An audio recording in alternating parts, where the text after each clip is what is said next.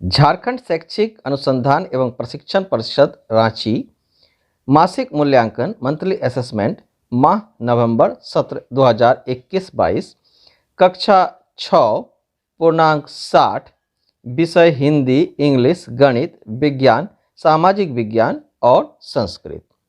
तो बच्चों, यह कक्षा षष्ठम के लिए माह नवंबर का मंथली असेसमेंट प्रश्न पत्र है। तो आगे आप देख सकते हैं प्रत्येक बार की तरह कुछ दिशा निर्देश दिए गए हैं, आप इन दिशा निर्देशों को पढ़ लेंगे। और सबसे पहले प्रश्न है हिंदी का, और यहाँ एक जो है पद्यांश दिया गया है, अर्थात कविता के अंश दिया गया है। इसे आप ध्यानपूर्वक पढ़ेंगे और प्रश्न संख्या 1 और 2 का उत्तर देंगे। मैंने इसे पढ़ लिया है और अब हम लोग प्रश्न के उत्तर समझते हैं। तो प्रश्न संख्या 1 को देखते हैं। तो बच्चों, प्रश्न संख्या 1 में दिया गया है झारखंड का अवतार किसे कहा गया है। तो बच्चों, झारखंड का अवतार बिरसा और कान्हू, ये दोनों को ही जो है झारखंड का अवतार कहा जाता है। तो विकल्प ए और बी दोनों सही होगा, यानी कि विकल्प सी इसका हम लोग सही करेंगे। आगे बच्चों, प्रश्न संख्या 2 में दिया गया है सुधा का विपरीत अर्थ वाला शब्द क्या है। तो सुधा अर्थात अमृत होता है बच्चों, इसका विपरीत अर्थ होता है गरल। तो ये वाला जो शब्द है गरल, यानी कि विष या जहर, यह जो है बी नंबर सही है। आगे प्रश्न 3 में दिया गया है निम्नलिखित तत्सम शब्दों के तद्भव रूप लिखिए। और यहाँ पर दिया गया है अग्नि, घृत, दुग्ध और ओष्ठ। तो इसके उत्तर हम लोग इस प्रकार से लिखेंगे। तो देखिए बच्चों, अग्नि से होगा आग, घृत से होगा घी, दुग्ध से होगा दूध और ओष्ठ से होगा ओंठ। आगे प्रश्न 4 में दिया गया है झारखंड में कौन कौन सी खनिज संपदाएं ज़्यादा मात्रा में उपलब्ध है, कम से कम 4 खनिजों के नाम लिखिए। तो इसका उत्तर बच्चों हम लोग इस प्रकार से लिखेंगे। झारखंड में उपलब्ध प्रमुख खनिज हैं कोयला, अभ्रक, कच्चा लोहा, चूना पत्थर, तांबा और ग्रेफाइट। इस प्रकार से प्रश्न संख्या 4 हो गया। अब हम लोग 5 नंबर के प्रश्न को देखेंगे। बच्चों, 5 नंबर का प्रश्न दिया गया है नीचे दी गई पंक्तियों का अर्थ स्पष्ट कीजिए। और यहाँ पर एक पंक्ति दिया गया है, इसे पढ़कर आपको इसका अर्थ बताना है। तो इसका उत्तर हम लोग इस प्रकार से लिखेंगे। यहाँ लिखेंगे व्याख्या।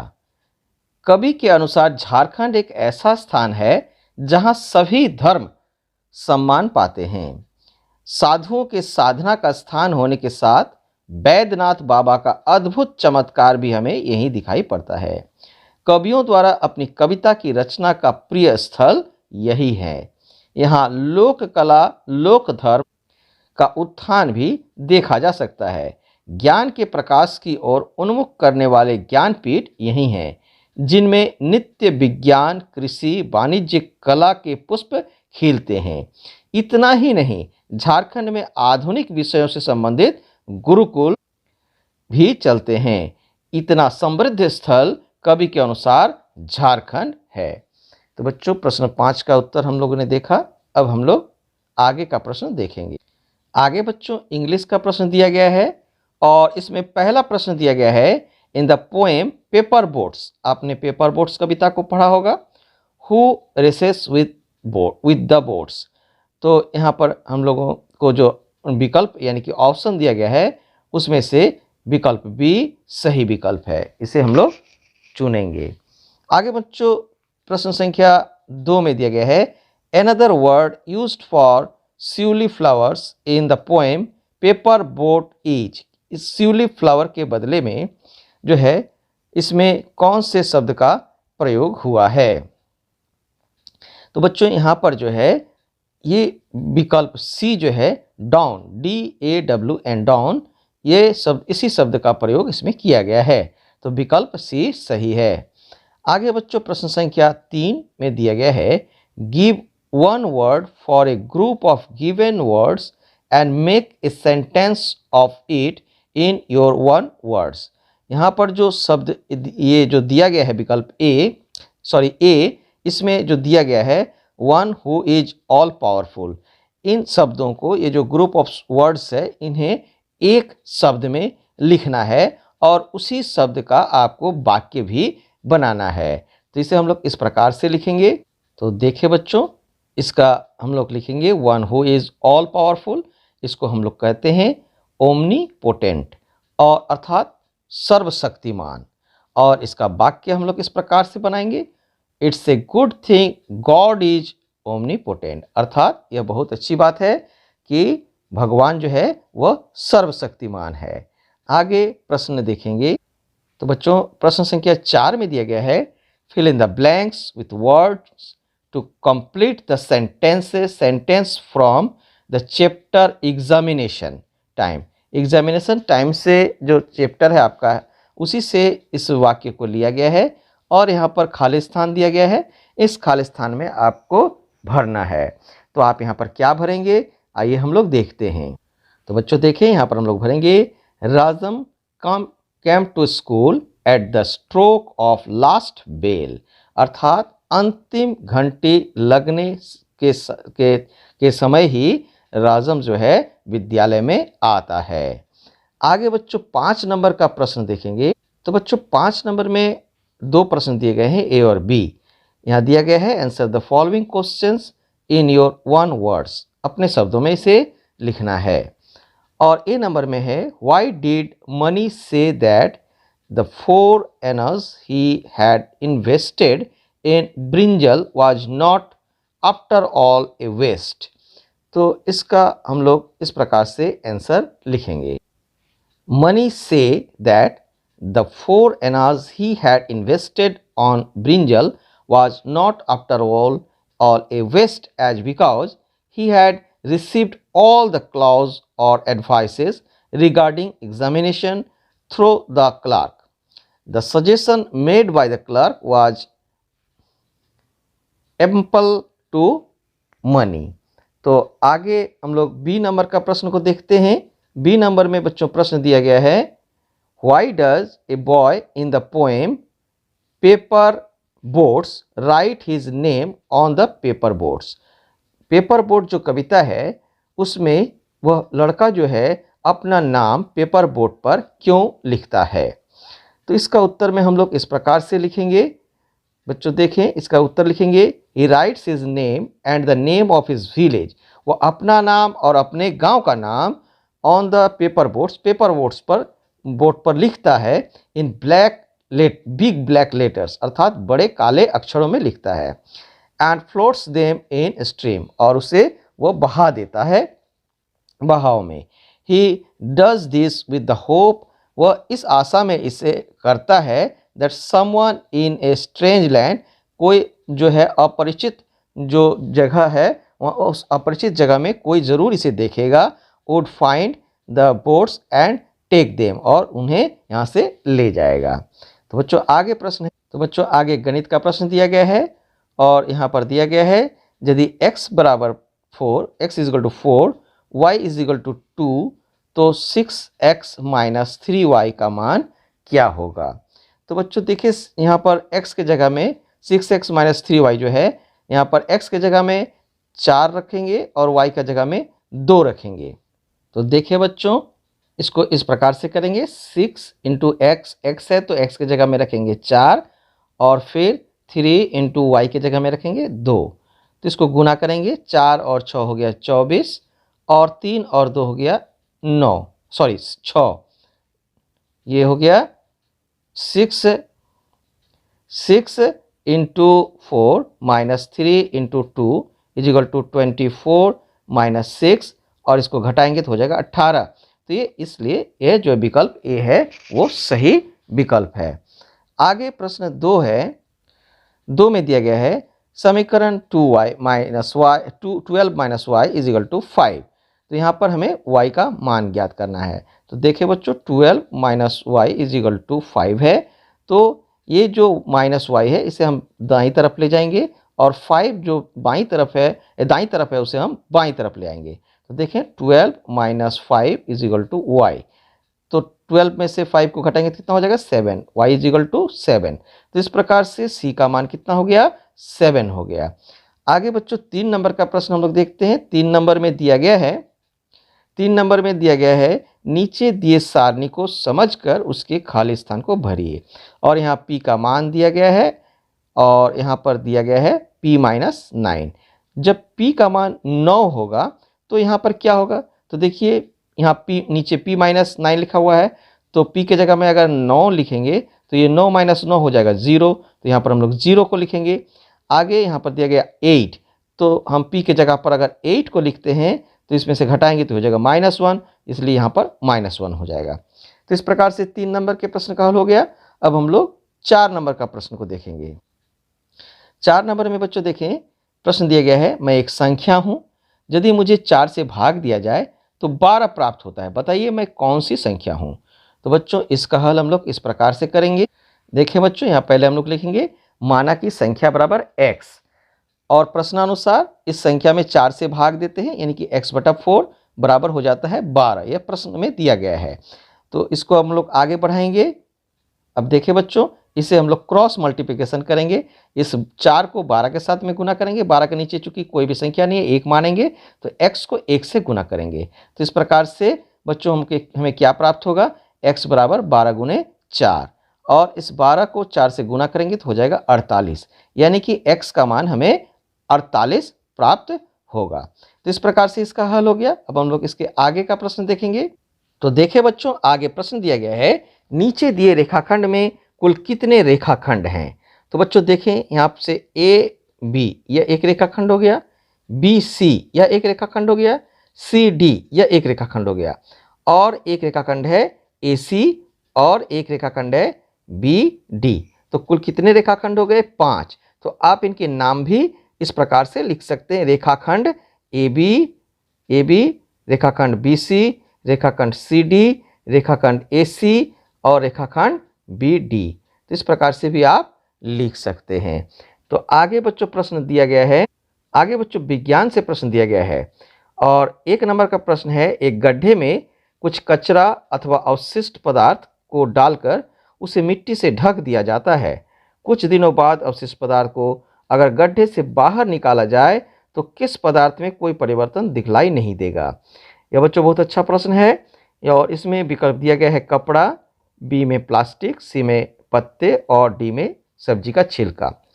तो बच्चों कपड़ा, पत्ता और सब्जी का छिलका ये जो है गड्ढे में डालकर अगर रखेंगे तो ये नष्ट हो जाएगा पूरी तरह से, परंतु प्लास्टिक जो है इसमें कोई परिवर्तन नहीं दिखाई देगा। तो सही विकल्प क्या है, बी प्लास्टिक। आगे बच्चों प्रश्न है 2 नंबर में निम्नलिखित विकल्पों में से सही विकल्प का चयन कर बताएं कि दिए गए आदतों में से कौन सा आदत आपको एक पर्यावरण मित्र बनाता है। तो यहाँ पर पहला विकल्प में आप देख रहे हैं प्लास्टिक प्लेट का उपयोग करना, पॉलीथीन और प्लास्टिक से बने सामानों का उपयोग करना, सी में कागज का अत्यधिक मात्रा में उपयोग करना, और डी में कपड़े के थैलों का उपयोग करना।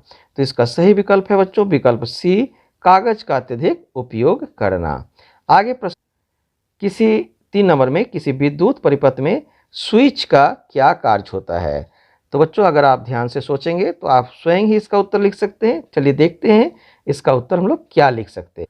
तो देखिए बच्चों, इसका उत्तर हम लोग लिखेंगे स्विच एक सरल उपकरण है जो किसी भी विद्युत परिपथ को या तो तोड़ता है या पूरा करता है। जब हम स्विच को ऑन करते हैं तो विद्युत परिपथ जो है पूरा हो जाता है, और जब ऑफ करते हैं तो विद्युत का परिपथ टूट जाता है। तो यही काम है स्विच का। आगे प्रश्न देखेंगे। आगे प्रश्न है प्रश्न 4 में विद्यालयों, घरों एवं सार्वजनिक जगहों में कचरों को जमा करने के लिए अलग अलग रंगों के कूड़ेदानों का उपयोग क्यों किया जाता है। बच्चों आपने भी देखा होगा किसी जगह में सार्वजनिक स्थान पर अलग अलग रंग के कूड़ेदान का उपयोग किया जाता है। तो इसका उपयोग क्यों किया जाता है इसे हम लोग जानेंगे।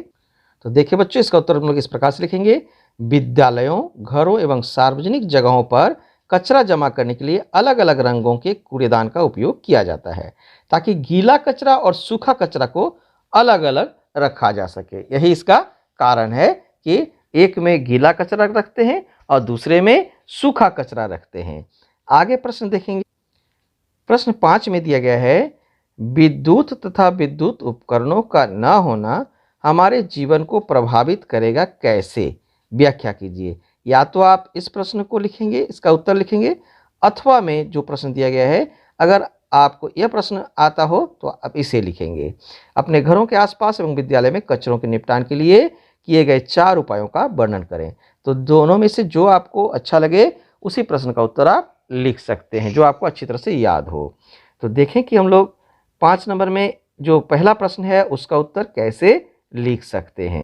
तो देखिए बच्चों, इसका उत्तर इस प्रकार से लिखेंगे, विद्युत हमारे जीवन का अभिन्न अंग है। इसके बिना हम लोगों का जीवन अंधकारमय हो जाएगा, क्योंकि विद्युत आज हमारे दैनिक जीवन के लिए अनिवार्य है। जैसे घरों में उपयोग होने वाले उपकरण, फैक्ट्री, रेलगाड़ी जैसे अनेकों संयंत्र भी विद्युत पर निर्भर है। इस प्रकार हम कह सकते हैं कि विद्युत नहीं होने पर हम लोगों के जीवन को पूरी तरह प्रभावित करेगा। तो बच्चों आगे हम लोग प्रश्न देखेंगे। तो बच्चों आगे हम लोग देखेंगे सामाजिक विज्ञान के प्रश्न को। और पहला प्रश्न है, निम्नलिखित में किन की शिक्षा पूर्णतया नैतिकता पर आधारित थी एवं जिसका उद्देश्य आत्मा की पूर्णता थी? तो इसमें जो ऑप्शन दिया गया है, महात्मा बुद्ध, महावीर, प्रसेनजीत और पार्श्वनाथ, इसमें सही विकल्प है महात्मा बुद्ध है।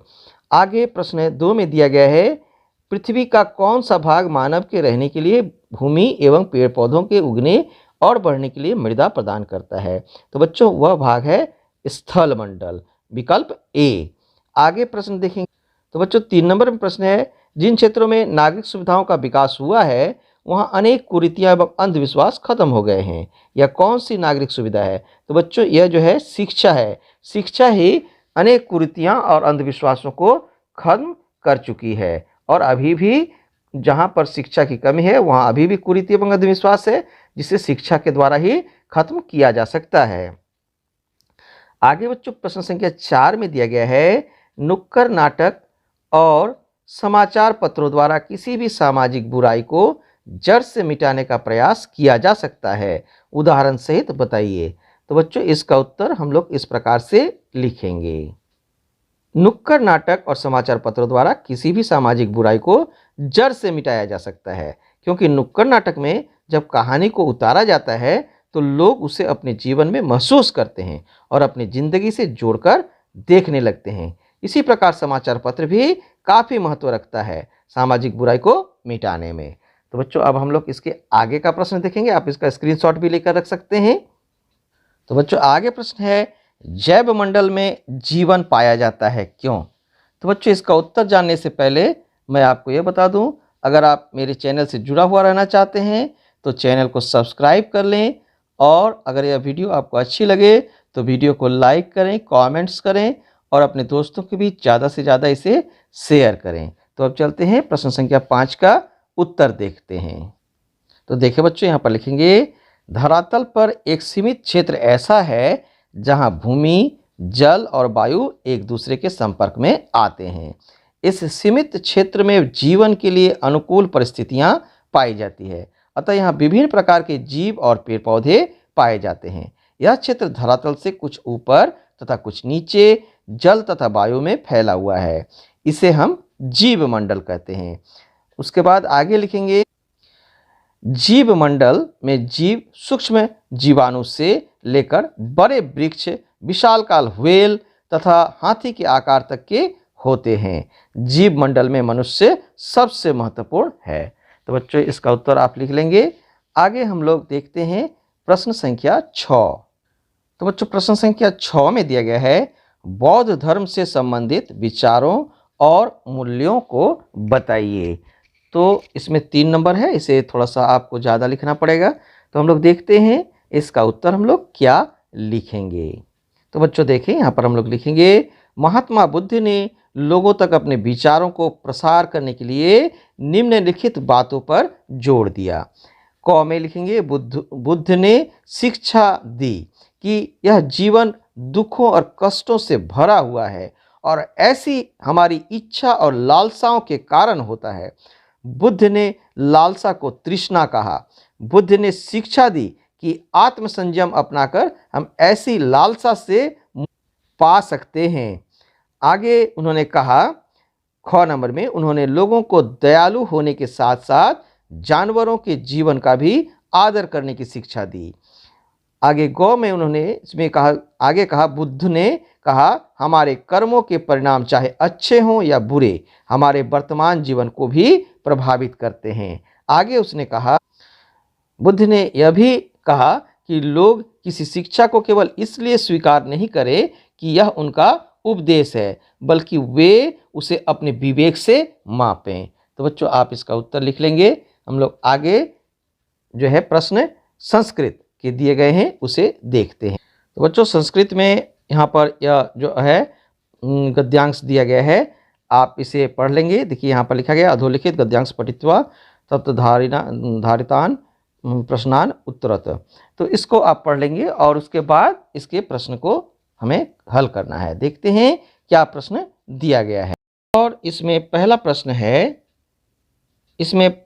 दिया गया है, प्रकाशम इति पदस्य समानार्थी पदम। तो प्रकाशम शब्द का जो है वो समान पद कौन सा है? तो इसमें बच्चों विकल्प सी, यह ज्योतियम, यह सही जो है इसका विकल्प है। आगे बच्चों प्रश्न 2 में दिया गया है, वृद्धावस्थायाम इति पदस्य विलोम पदं किम। इसका जो है विलोम पद क्या है? तो बच्चों इसका विलोम पद है बाल्यकाले, विकल्प बी। आगे बच्चों दिया गया है पूर्ण वाक्येन उत्तरात्, तो पूर्ण वाक्य में इसका उत्तर हमें देना है। और प्रश्न 3 में दिया गया है, नरा सुंदरं विश्वं केन अंगेन पश्यन्ति। तो इसका उत्तर हम लोग गद्यांश में ही हमें दिया गया है, उसी से हम लोग लिख सकते हैं। तो हम लोग देखें कि हम लोग कैसे लिख सकते हैं। तो देखें बच्चों यहाँ पर आपको दिया गया है, आप यहाँ से लिखेंगे एतेन, यहाँ से आप यहाँ तक इसका उत्तर लिखेंगे, एतेन एवं नरा सुंदरं विश्वं दुष्टं समार्थया। तो इस प्रकार से लिखेंगे। और आगे प्रश्न देखते हैं। तो बच्चों प्रश्न 4 में दिया गया है, कस्य अभावे जीवनं दुष्करं भवति। किसके अभाव में जीवन जो है दुष्कर हो जाता है? तो आगे इसका अर्थ इसका जो है हमें लिखना है प्रश्न का उत्तर। तो हम लोग इसी गद्यांश में इसका उत्तर दिया गया है, उसे देखेंगे। तो बच्चों देखिए यहाँ पर दिया गया है, अस्य अभावे जीवनम अति दुष्कर भवति। तो इस प्रकार से आप इसे लिखेंगे। तो इस प्रकार से बच्चों आपके माह नवंबर जो मंथली असेसमेंट है उसके सारे प्रश्नों का हल इस वीडियो में आपको बताया गया है। तो यदि आज की वीडियो ये अच्छी लगी हो तो वीडियो को लाइक करें। अगर आप पहली बार चैनल को देख रहे हैं तो अवश्य ही चैनल को सब्सक्राइब कर लें, साथ ही बगल के बेल आइकन को भी प्रेस कर दें ताकि आगे जब भी मैं शैक्षणिक वीडियो इस चैनल पर अपलोड करूं तो आपका उसका नोटिफिकेशन चले जाए। साथ ही बच्चों अगर आपने अभी तक सितंबर और अक्टूबर के जो मंथली असेसमेंट है उसके जो है आपने हल नहीं किया है और उसे आपने विद्यालय में नहीं सौंपा है, तो मैं इस वीडियो के नीचे डिस्क्रिप्शन में प्लेलिस्ट दे दूंगा जिसमें आपको इन तीनों जो वीडियो है, तीनों मंथली असेसमेंट का वीडियो उसमें आपको प्राप्त हो जाएगा। आप वहां से उन मंथली असेसमेंट के उत्तर को लिखकर विद्यालय को दे सकते हैं। तो बच्चों वीडियो को अंत तक देखने के लिए आप सबको बहुत बहुत धन्यवाद। मिलते हैं अगले वीडियो में।